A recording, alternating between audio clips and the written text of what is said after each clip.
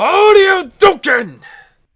Hello YouTube, I'm Ty from the Gaming Helm, and this week I thought we should talk about a little bit of Mortal Kombat, because gearing up for the inevitable release this February, Mortal Kombat 10 is imminently inbound, so I thought it would be a good idea for us to explore the sad but awesome history of this franchise from its starting to its controversial arcade release in the 90s, all the way up to the comfort of our home living room.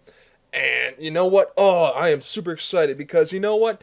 The Mortal Kombat 10's predecessor, which is just called Mortal Kombat, the ninth title of the series, was always considered to be a reboot. And that's technically incorrect. No, Mortal Kombat 9, or just Mortal Kombat, is what you would call a alternate timeline, which still counts as canon toward the original source material. Now, where this game begins is where its predecessor, Mortal Kombat Armageddon, left off, which was on the PlayStation 2.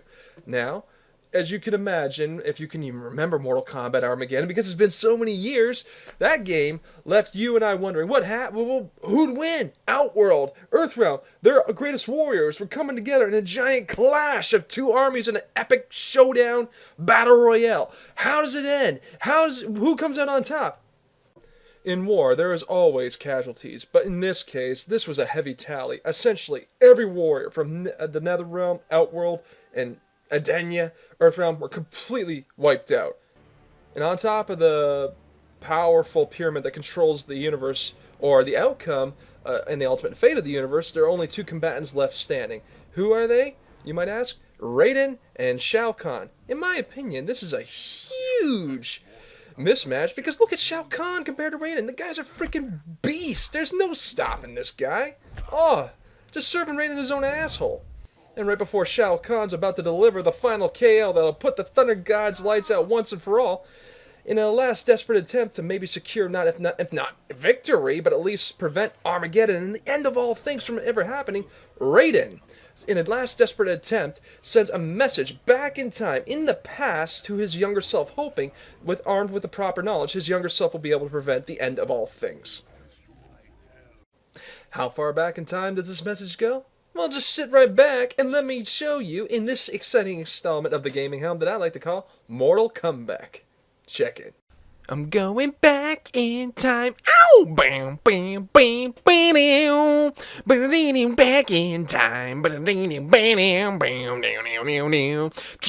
Bam, bam, bam, down. One would think, armed with the knowledge of the future, this would be a cakewalk for the younger Thunder God. During the events of the very first Mortal Kombat, which takes place in the very first game that came out so many years ago, unfortunately, no. This is not one of those situations where the deary old Thunder God can consult a manual and just understand the do's and don'ts on how to prevent Armageddon. Unfortunately, it's not going to be that easy for poor old Raiden. No, he is constantly, at random I might add, bombarded with visions and images that he at first takes as a bad omen, not even understanding what this pertains to. But as the story progresses, he realizes that, yes, this is the future. This is what's supposed to happen. And it's just basically up for him to interpret and decipher what he's supposed to do to prevent certain events from happening. So, yeah, good luck. Every time Raiden attempts to fix something in the past, something goes horribly wrong. Really wrong. Now, for all you hardcore MK fans out there who have been playing just as long as I have, will know full well, originally as the story was supposed to go, before the timeline was altered, Smoke was captured by his own clan, the Lin Kuei, and turned into a cyborg. Well, like I said just a moment ago, Raiden, who attempts to change certain things, like preventing Smoke's kidnap, have unforeseen consequences. For example, in this one, Sub-Zero is instead captured by the Lin Kuei, and therefore turned into a cyborg. But you know what? There's a pro and a con to this. The pro is Cyber Sub-Zero is in fact much stronger than Organic Sub-Zero.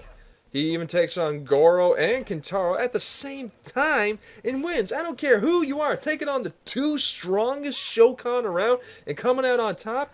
That's badass where I'm from. But the problem I have with this is, does this mean Cyber Sub-Zero may never become Grandmaster of the Lin Kuei like he's originally supposed to? I mean, that would suck. You remember the way Sub-Zero was supposed to look, wearing the Shredder ripoff armor and the Ice Medallion that basically turned him into a demigod, which is even more powerful than Cyber Sub-Zero. I am truly hoping, oh my god, that this will go down the way it's supposed to, although I have my doubts. I did see the trailers for Mortal Kombat 10, though, and it shows a human Sub-Zero fighting Scorpion.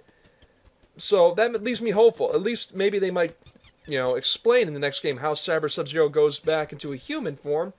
But at the same time, there's a good chance that might not even be the original Sub-Zero that I'm thinking about. Hell, even Cyber Sub-Zero slash Grandmaster Sub-Zero was not even the first Sub-Zero. The original Sub-Zero, his older brother, Bai-Han, was killed during the events of the first Mortal Kombat by Scorpion. And then he was brought back from the dead as a Spectre, just like Scorpion. And his new identity was, wait for it, Noob Saibot. That's right, Noob Saibot is the first original Sub-Zero, older brother to the current Sub-Zero. His real name, Bai-Han.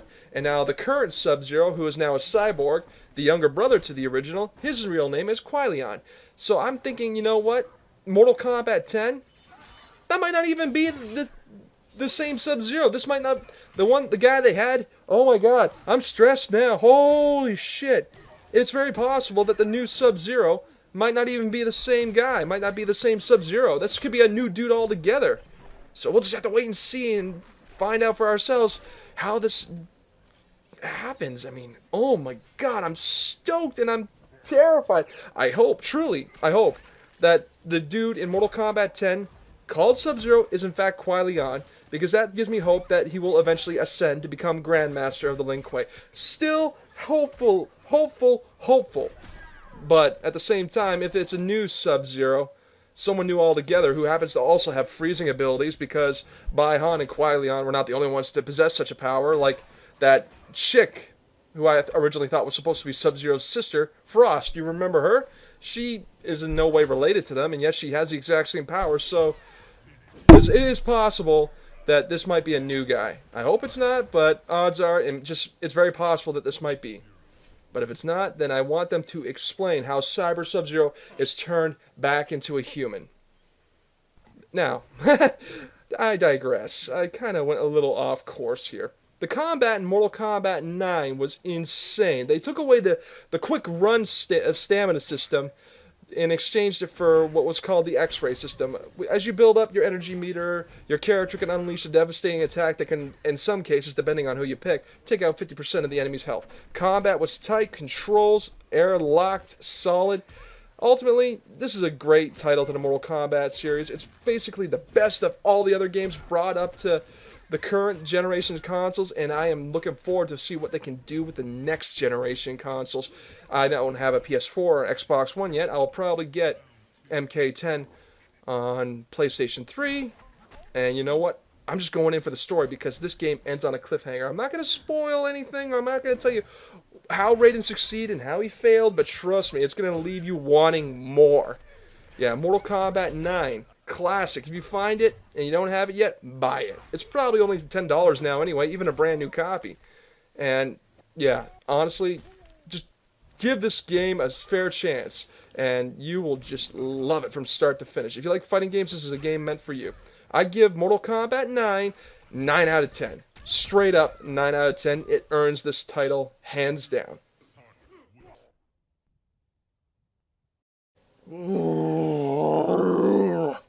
Okay, yes, I am aware of the fact that I spent the majority of this video talking about Sub-Zero. Well, deal with it, haters. Sub is my favorite character. Always has been, and always will be, okay? It's just in the cards for me to talk about my boy, alright?